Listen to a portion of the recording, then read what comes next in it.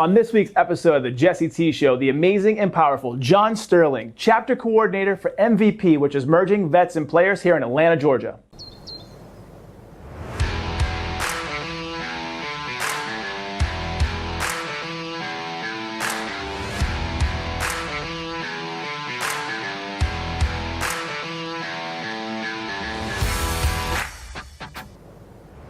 John, what's going on, my friend? Hey, everything.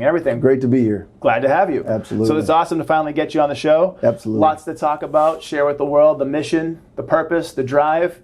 We met through a friend, Zach Knight, who is a amazing human being. Absolutely. Prior service member, veteran. It is Veterans Day, November 2019. Thank you for your service. Thank you. And so it's one of those things where you've taken that mission from serving the country for 11 years. Correct. And you're delving into a business where you're a chapter coordinator for MVP, merging vets and players here in Atlanta, Georgia. That's right. And tell the world a little bit about what MVP is, the mission, the drive, and right.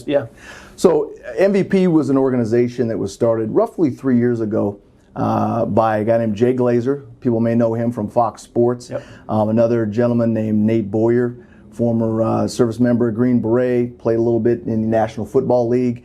And they had a relationship professionally.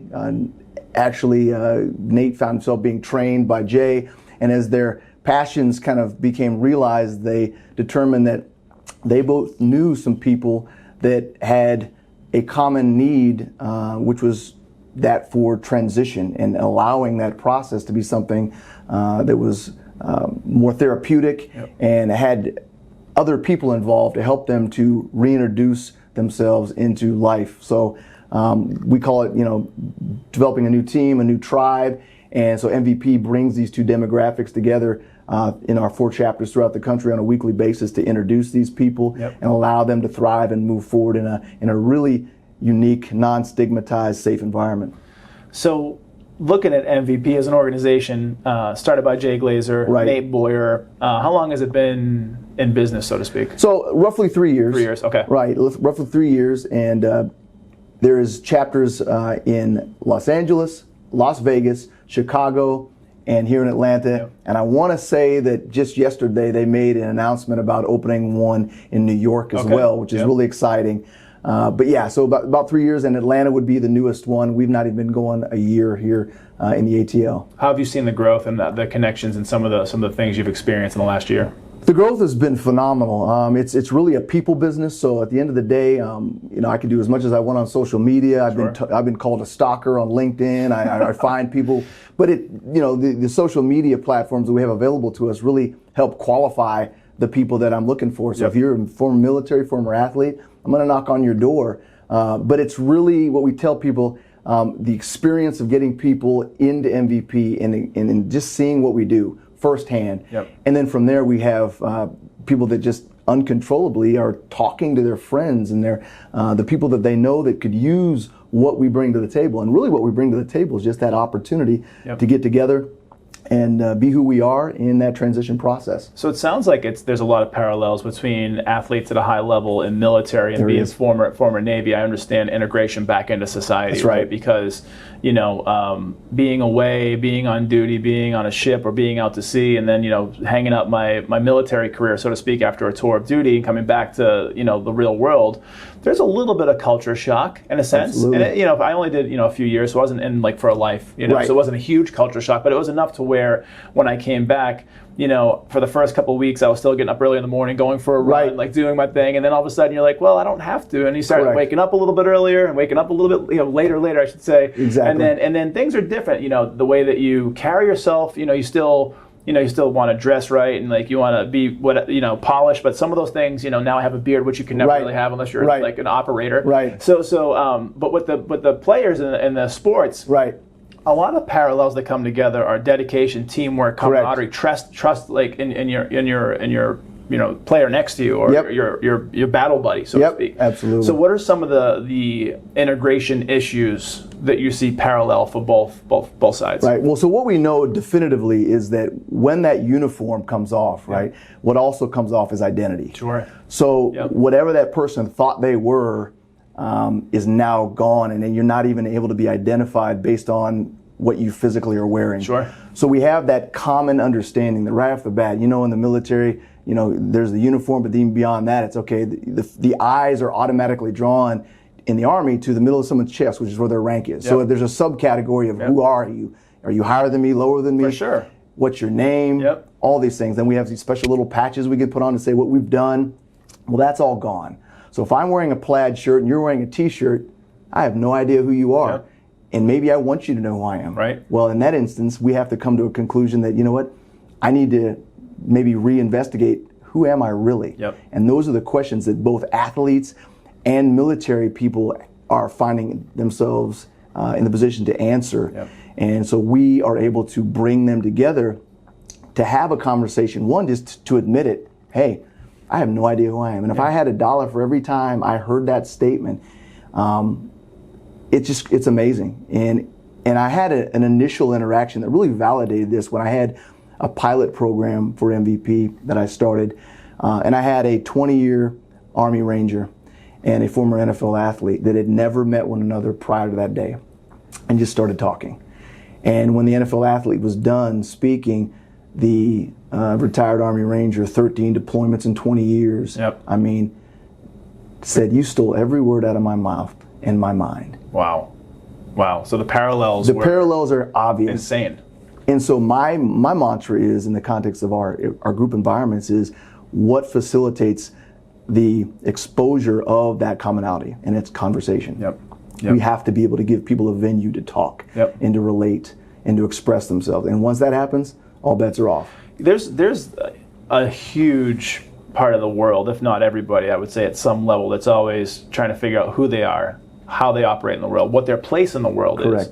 And when you're at a level of this is your life, whether it's military or sports, and then you walk away from that, you almost got to do a lot of soul searching. Absolutely. And figure out, what your purpose is and what your goals are. And now that life has changed, and so you've done a lot of, you're really big on how to help make people better. Yes. And you've done a lot of studying and have some either degrees or certifications in mental wellness. And so how do you bring that to the table? So my background, and still remains to be, because I'll be in the National Guard here shortly, the Army has a program called the Resiliency Program. And that's basically just a program that has psychological platforms to help people navigate through the experiences we have, whether that be the service member or their families. And we really can't separate those two. Right. Whatever the service member goes through, their family goes through as well. Yeah. And so that's kind of where my passion from a military standpoint came from. And then I had determined at one point that I was going to be a civilian doing that job.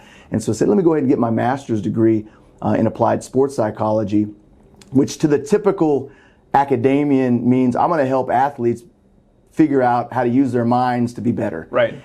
And like for performance. For performance, right, as an end state. Yeah.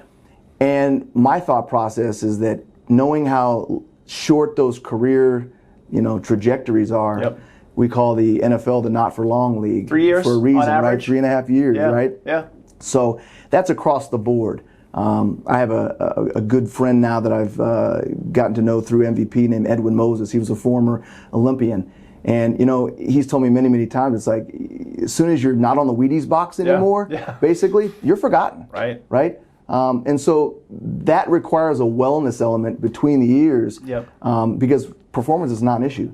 But life and wellness and viability as a human being and an asset to other people to even use those difficulties and those struggles is huge. So that's where I really feel like MVP is a great fit for me, because it gives me an opportunity to focus on the back end of career, the back end of identity, and what people thought was important. Now it's certainly important, but we need to leverage that against helping other people to move through that process.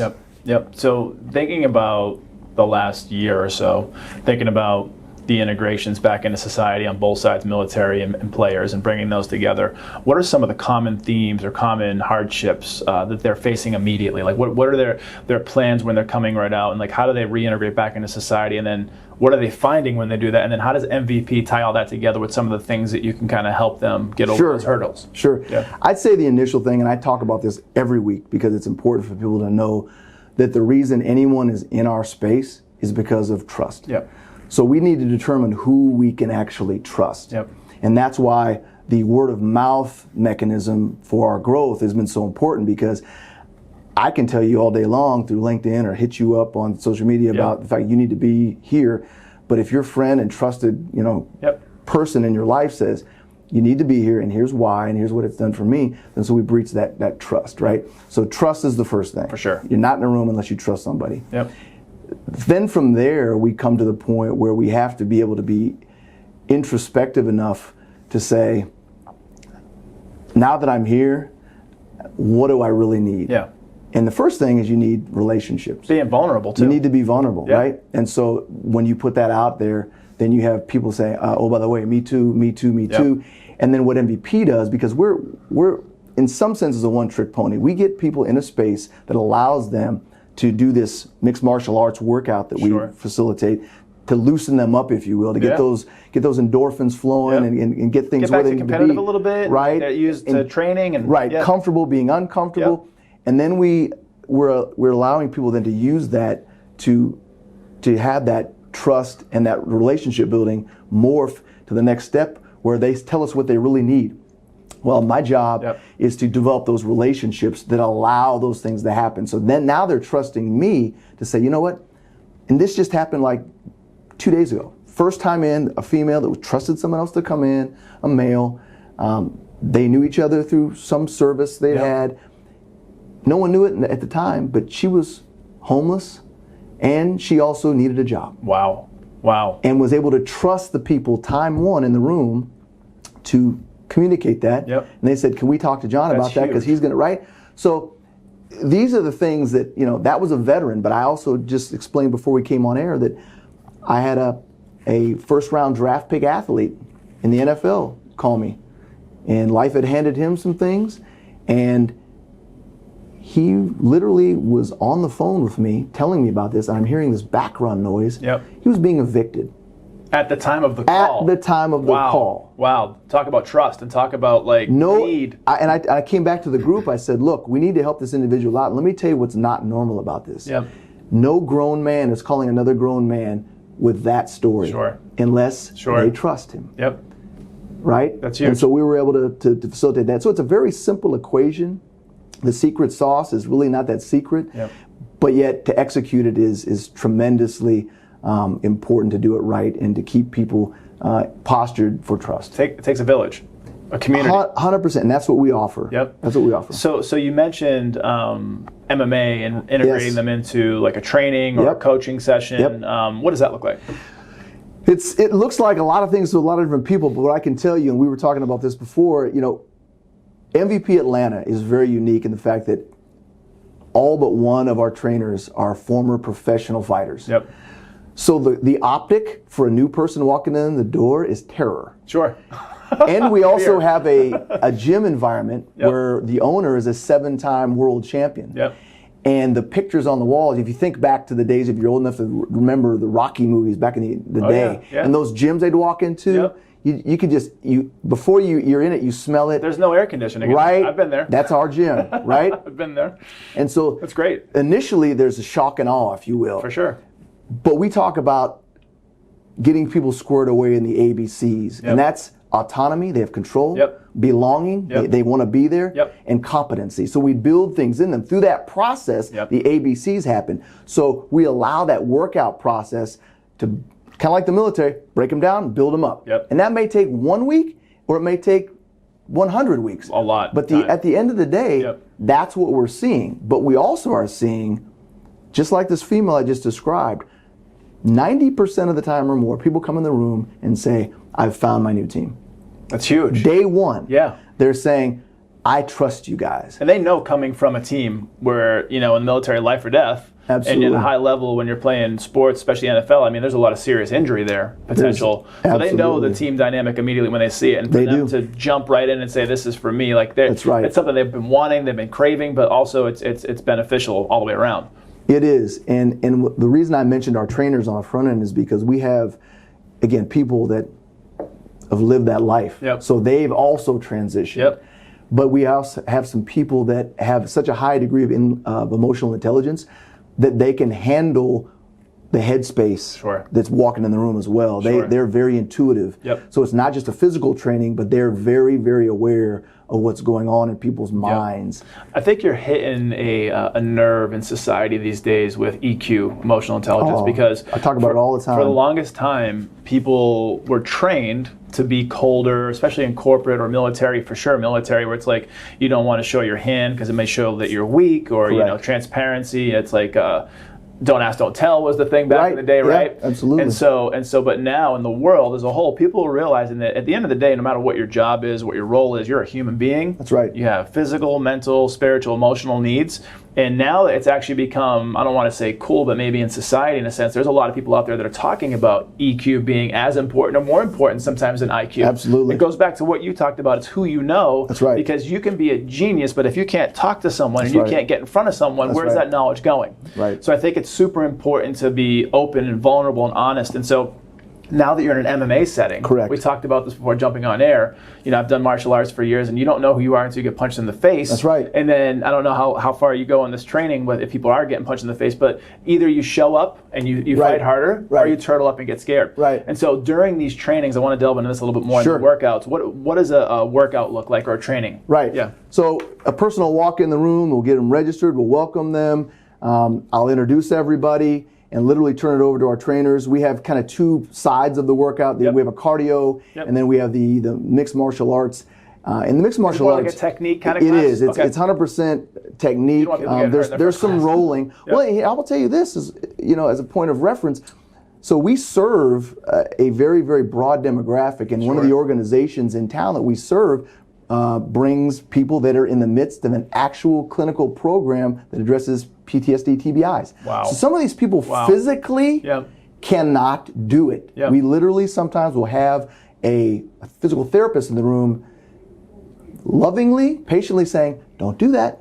You know you're not supposed to be doing it. Watching out for them. Because they need to stay in the box that they're in. Yep. We even have people, and I've been told by the same physical therapist, that even the sound of a heavy bag and the rattling chains can be a trigger. I believe it.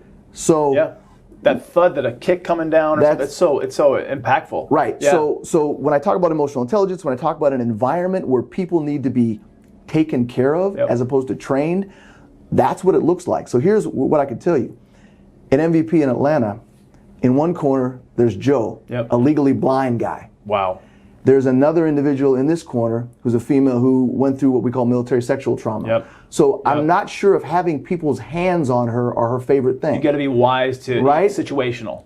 But we have evolved these people, and they're participating. How about that? Wow. And everyone in the room knows it. So when you talk about trust, and you talk about building the ABCs, and you talk about evolution, it's a big deal. So it's apparent really quickly that workout is there for a reason. Yeah. Because by the time you get to what we call our huddle, not a big deal. Yeah. What you just went through, potentially, depending on who you are, was the most difficult part. Yep. Walking in saying, okay, I can do this. I have no idea what's going on. These people are intimidating. And then have, people that actually just took care of you. Yeah. So they're more than willing to sit down and talk. Incredible. So you have a place where people are re-engaging, they're working through past trauma, past emotional, physical abuses in a sense. And they're learning to share that with people that can be trusted. So it brings them back to that team, that camaraderie, that brotherhood, sisterhood. So the huddle, huge part of the process and the training. What happens in the huddle? So depending upon the week, you just never know. But what I can tell you, what happens categorically every time, is that people validate why they're in the room. I get a little emotional sometimes when I talk about this. It just happens. I just saw it. Yeah. If you can't see it on the camera, he did. Yeah. So I think of a guy that was in that clinical program, right? So that's just a joy to even think we can actually be a parallel experience to people going through a clinical program. And everybody that was in the room remembers this, but he was standing, looked like a train wreck. Like he just was not at a good place. And he told us later that coming to MVP that night, he had made a decision whether that day on earth was his last. That's incredible. And he said everything changed after he started engaging MVP. We've literally had, and I am a fan of the VA, right? But I've literally seen social media posts where people in the military community are encouraging their friends that VA appointment you're going to have, the person with the clipboard, MVP will do way more for you. It's very sterile. My mom, who retired Army, she passed away years ago. She was full active duty during the Vietnam War. Badass. Yeah, disciplinarian, big time. Yeah, absolutely. But she went through the VA process when she was fighting her battle with cancer. And there was many times where you do look at that environment and it's just not as engaging. It's the whole hurry up and wait military kind of thing where you show up for an appointment, you have to wait. So there's a lot of benefit to it though. There was a lot of great people there. Absolutely. There was a lot of people that did help and they went above and beyond. So it kind of evened out. It does. But to have something, I don't know if it's ancillary, better than, different, but to have something where people can go and it's not, because there's also, I'm big into wellness and health and wellness, and I'm big into, I don't want to call it biohacking, but like total optimization, like everything, right? I got you. And so there's something to be said that it's not always, most of the time it's not the pills. Most of the time it's not the drugs they give you that are going to help you. You have to go to the root and work on things holistically. And work on things, there's a thought process where in the ancient world of medicine, there's a lot of things that are coming back with obviously like how you eat things and how you get outside and get sun and be around people. There's so many healing factors. Those things. But then you also have to be 1 foot in the technology world and see what's going on. So how does MVP, from what you've seen, you've kind of alluded to it, that it's different, but it's very impactful. How does it stand up to like traditional medicine or things that are out there that people can go try to get? Like when would someone say that maybe not for me if they're trying to heal things with that and come see MVP? That's a very case-by-case basis, but what I will tell you is that not only do we offer an alternative, but we offer an environment where these very discussions can happen in a non-stigmatized very environment, right? So if I want to, and we get it all the time. I mean, literally, people rip on the VA all the time, or talk about, this pill or that pill, or the hot topic now is CBDs and all those things, right? Well, we can have that conversation. So I think what's really nice is that not only can we have a conversation, but I have relationships with people, professionals, that can weigh in on that as well. I mean, not too long ago, I had a PhD.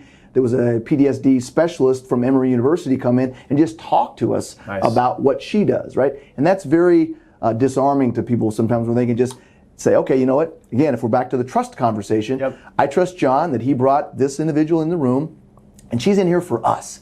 So we can ask questions, and we can get anything that within her lane, answered and addressed.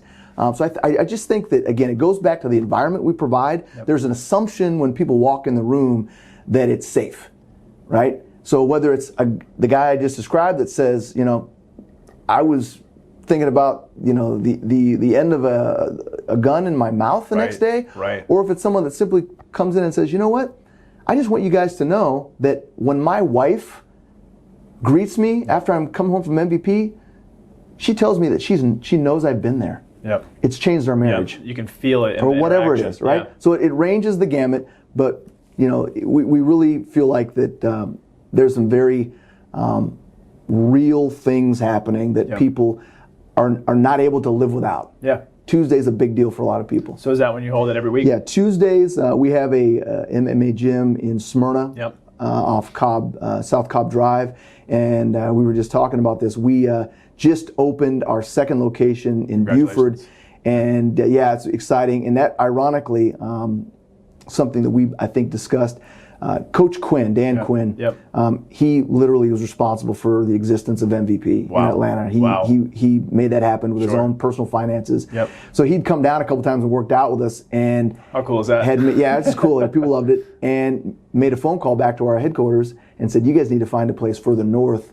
One, because I live up north in Suwanee, but there's a lot of athletes that will come. For sure there are, And so we investigated that, and one thing led to another, these organic relationships. I got a phone call one day and said, hey, there's a guy up here who's got a 16,000 square foot gym. He's a former pro athlete, UGA player, and it worked out. So as of literally Wednesday, MVP North. Awesome. Congratulations. Yeah. So now that new location, how does that play into the fold of the current logistics of what you're doing now? So, I mean, it's just another location. Yep. Fortunately, we talked about Eddie Walker, Yep. one of our common friends. He lives up there. He's my lead trainer. The athlete that opened the gym, we're good. It just now allows people to have a convenient option B. Sure. But most importantly, we're catering to some of the athletes who, again, Smyrna's difficult to get to for some people. Sure. And so once we get that, what's my excitement is that we're going to be building on the part of our demographic across all chapters that is least represented, which is athletes. Yep. I don't care if you're in LA, Vegas, Chicago, or Atlanta, you're going to see way more veterans than you are athletes. For sure. Right? And so we're trying to make some practical steps that allow that to happen, because these athletes, when we do get them in the room, they're game changers. Yep. They are. No pun intended. Like, it's legit. Literally. Yep. And we don't have and I don't allow it, we don't have a fan environment. Yeah. Yeah. It's not conducive for anybody. You're our brother, you're our sister, whoever you are. Yep. And you need us, we need you. There's no autographs, there's no, it's just, we're here for you. Yep. Yep. And that's what I'm really looking forward to. What's been a speed bump or a hurdle to get over when attracting, and it doesn't have to be equal 50-50, but just having more athletes in the room? Like, what is hard about sourcing them at this point? So, location. Okay. However, Yep. I would say if there's the perfect location, which we feel like we have now, one of my athletes, we were at a retreat introducing MVP just last week. He said the average athlete is hesitant to come into any environment until they trust it, Yeah. because they are thinking they're going to be asked for something. Sure. So we're a 501c3. The first thing I'm sure many athletes think that John Sterling's after is their money. Right. I don't have those conversations. Yep. That's not my lane. Good That's for not you. my prerogative. That's not even part. It's authentic. Yeah. Right. Why would I ask you to fund something that's going to help you? Yep. I mean, whatever. It's conflict of interest. In my mind, it absolutely is. In my And it industry, detracts that's from huge, yeah. bottom line. It just detracts from, am I really here for you? Yep. Or is there some kind of an agenda? Absolutely. So my agenda is to have you categorically understand that, Mr. Athlete, Mrs. Athlete, Yep. right? And so once we gain that trust, so that's why it's important for me to have those mouthpieces of athletes that say, no, I've been there. Yep. Advocates. They don't want anything. Yep. That's exactly right. Yep. Right? So locations taken care of. Now we just need to get these guys and gals in on a regular basis to where they're like, yep, as advertised. Okay. They are here for us. How do you split up your time now? Are you going to do a different day of the week for each location? So right now, logistically and financially, we are now doing every Tuesday in Smyrna. Yep. So we're now going to do every other Tuesday in Smyrna and the alternate Wednesday in Buford. Okay. So things work for us, and that is when this gym owner is able to do it on Wednesdays. Yep. So once we kind of see the flow and see that things are working, then my objective is by February to do 2 a week, every week. You can either go to Buford or Smyrna, and then we're leveled up as far as the financial piece and making that happen. And it's too easy. So there's a lot of business sense to this too. Even though it's a 501c3, it's a nonprofit. Even though there's no financial gain in it for you, because you're not chasing people to like get in their pockets, so to speak, right? You're not going to go ahead and find an athlete and say, "Hey, can you fund this? Can you do this?" not those people. No. How does that look and feel for you? You're a servant leader. We talked about this off air. But I'm an entrepreneurial financial planner. I've built businesses, different kinds of businesses. There's a lot that goes into building a company, a business, and you really are building. Absolutely. Whether it's the traditional sense of the word of a business, there's logistics, there's planning. So how are you making all of that happen? Right. Yeah. So, and again, it goes back to what we talked about before. It's a relationship business. Yep. So, for instance, if I have an individual like Dan Quinn, who frankly gave that initial money through his relationship with Jay Glazer, but I have an individual that everyone in this town knows named Angie Blank that I reached out to. And she was like, this is incredible, I need to know more about this. And now Angie and I have a relationship. How cool is that? And she does whatever she wants. But I will tell you, she very rarely says no to me. Yep. Whether it's an appearance or just, she comes and works out. Support. She comes and works out. Yeah. All 105 pounds of her. She comes and works out with us. And she's vulnerable. Yep. She participates in the huddle. That's great. Right? That's great. So those relationships, someone said to me recently, people don't give money to organizations, they give money to people. To people. Yeah. Right? Yeah. So when Angie walks in the room, she sees people she knows. Yep. Right? And so that's how I've done everything. It's a relationship business. So yes, money on some levels makes our little world go round. For sure. But it's connected to people that know that MVP is changing lives. Yep. And that's how I sleep at night. So at scale, right, you're thinking about, as powerful and as amazing, and I know you don't like those terms for you, but things that you're doing and who you are, there's only one right now. There's only one John Sterling. Yes, there is. So how do you duplicate once, because you're growing, you've been growing, and so now you have a new location, and you have new days, and new people to meet. Right. So eventually there's going to be a constraint on your time. There is. There already is. Not already, right? There already is. How do you scale to where you can serve more people? Yeah. So one answer we already talked about, we opened a new location, right? So that gives us a geographic point of leverage to serve other part of our demographic. And then now it's just a matter of me, because I've been on board as a part-time individual, as an active duty individual, working MVP in Atlanta from Augusta for a year. So most people think that's the most counterintuitive thing they think, right? Why would you even do that? But it's worked. Yeah. Okay. And so now my job, and I've told our members this, is that one of my goals in 2020 is to be a delegator. Okay. So now internally, how can people help me do what I do? Whether it's just I don't have to show up and do everything at a meeting because other people are taking care of it, to eventually replicating myself with a person that would work alongside me. Okay. And that's in the work. No, I haven't, because we have a really unique situation and a great problem. Is that we have the largest following of females of any of the chapters in the country, and there are a lot of female veterans and there are a lot of female athletes, and we have a female trainer. And so what I want to do is mirror the leadership to our membership. So I want to have a female. Right? And I'm talking to some people. Right? Okay. But it's a process. Sure. It's a mentoring process. So these trainers, are these the people that are running the sessions at the gyms? Yes. And then are there other people partnering support with you that are like leaders within the organization in Atlanta? Yeah, and so the trainers, that side of the house is taken care of. We have a proficient, amazing set of trainers, and they take care of that. What I will tell you, though, is that those same individuals are very, very useful in a huddle. For sure. Because they're all former pro athletes or current athletes. They get it. Some of them have military family backgrounds. And then within the context of our membership, yes, there are indeed people. There's a guy that actually started this organization with me, that the Ranger I described in the first part, that he is now working for another veteran service organization. But that would have been a great example of a person that's kind of the right-hand guy or right-hand gal, whoever it ends up being. So those things are in place. It's not overwhelming yet, but it will be. And it's a good problem, but it's a problem to be solved. It's a problem to be solved because I do other things as well, in the behavioral health space. And so it's all good. But yeah, I mean, problems I'm glad to have, and I don't even look at them as problems. They're just challenges to opportunities. That's it. Yeah. That's it. And so you have this passion, this need, this calling to help people become better. Right. You've been a life coach in a sense. You're in the military serving. You even have some personal experience that we talked about with dealing with some pressure cooker type of anxiety type stuff. So that would be my son. And again, sometimes things need to hit the house before they're relevant. They do. Right?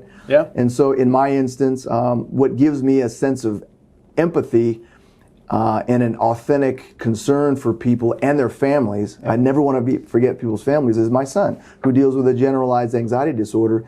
And on the surface, if you're being told that, then most people may not get it. Just like PTSD, it's like, okay, whatever, I don't get it. It doesn't touch home for TBI, whatever, what does that mean? Well, in our household, it meant a son at, the level of high school had to be pulled out of school, homeschooled by my wife. I mean, who sees that coming? Right. And on top of it, depending on the day, he may not want to be around. Literally on the earth, not around. Right. And to have my son saying these things in my home, it really, was a point where a lot of considerations for what mattered need to happen. What were some of the thoughts going through your mind when you started kind of feeling these things, seeing these things? Well, so I think a lot of times, specifically, and you kind of referred to it in the military culture, and I'm alpha as alpha can be on a lot of levels. The first thing is, how did I birth that? Like, how is he not falling closer to my gene pool of a Teflon guy? Which is what he thinks I am. Which is another whole problem. Holds you in such high regard. And that's so. Dad, I'm weak. You're strong. am I a loser? Am I Right. what am I? There's a huge like, how could I even ever be like you? That's correct. Yeah. So to literally put myself in a position to, and it's not condescending, it's just relating to a different individual with a different perspective that I know that is internally struggling. Well, every person that walks through the door in MVP has the potential to represent that, whether it's themselves or people they're dealing with. So I consider that a real benefit and a blessing that I have to work through that in my own life, whether it's how my wife's dealing with it, my daughter's dealing with it. We've had some stuff go down in our house as a result of my son's struggles. Well, I can now speak with full understanding of that to people that might share that. And if I can't, I want to push them to someone that can. And that's where that trust and that organic environment we provide, where it's like, you know what, no judgment here. Let's just talk. Let's just, so that's my backstory, part of my backstory, that helps me to be very connected to the people that, I have the privilege to serve. So you've been able to feel it, like you mentioned. You've been able to see it firsthand, and now you have that empathy, that EQ, being able to talk to people. That'll definitely increase the EQ. For sure. And so now you have, like, you're an alpha male, you talk about, all these things, and at one point in the conversation, thinking about the impact that MVP has had on someone, it made you well up because it does touch home. It does hit you here. And so how does the transition for you coming out of the military and going into National Guard? It's just going to open up more time for you and just be able to pour more into this? It is. And I had the benefit. I did not come into the military as active duty until I was 40. So getting back into a civilian environment isn't probably as foreign as it is. Can we pause there for a second? Because that's huge. So when I was leaving the military, I thought about re-enlisting down the road. And this was years ago. And it was like you had to be 35 or younger, or something close to 35. Correct. How did you even get in at 40? So we have a phrase called needs of the Army, or needs of the military. Right? So that ebbs and flows depending on what the requirements are. And when I was getting out, they were trying to get people out of the military back in like 06. Correct. So when I came in, I just barely met the threshold. But I could have also become an officer at 40. That was the need of the Army. Well, by the time I was done with basic training, it went from 40 to 25, and that was no longer an option. Incredible. Right? So in leaving active duty, to me, I always knew that the military was a good choice, but I knew that there was going to be other options. And as life presented those options, and I was exposed to things, and took advantage of things, like the military paid for my entire bachelor's and my master's degree. Incredible. Right? That's not a bad thing. Incredible too. Right? And so as I'm now getting out, the reason for the National Guard, I had some people, helping me make this decision, was that one, yes, time becomes mine now, because I'm a weekend warrior, if you will. But I'm also now going from a asset of the national scene to a state asset. And MVP is a state organization. Starting to tie together. And guess what? Nobody knows about MVP. I have one retired sergeant major and one that's knocking on that door that's involved with the National Guard right now, that have introduced me to some high-level individuals that want me to be able to, be the sounding board. What be the David Goggins of going around and promoting the heck out of people. Need to know, because these people have already transitioned. If they're in the Guard, they're in the middle of that, and they do not know about this resource. So it made a lot of sense to get some of my time back, but now invest my time in an organization where I can continue that career progression, but also help people. It's matching up perfectly. It's serendipity. It is very, very, very good timing.